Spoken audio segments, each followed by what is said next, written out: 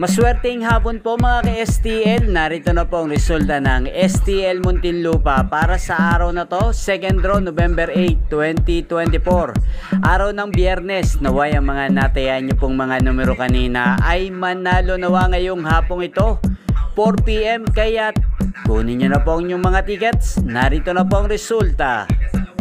Ang mga nanalong numero sa STL Muntinlupa ngayong oras na to, 4 PM, 2nd draw, 40 at 12 in exact order sa lahat po ng tumaya kanina para sa 2nd draw ng 40 at 12. Congrats po sa inyo, panalo po kayo. Again, 40 at 12 in exact order. Shoutout po natin ngayong oras na to si Ate Buse. Ate Buse, shoutout po sa iyo.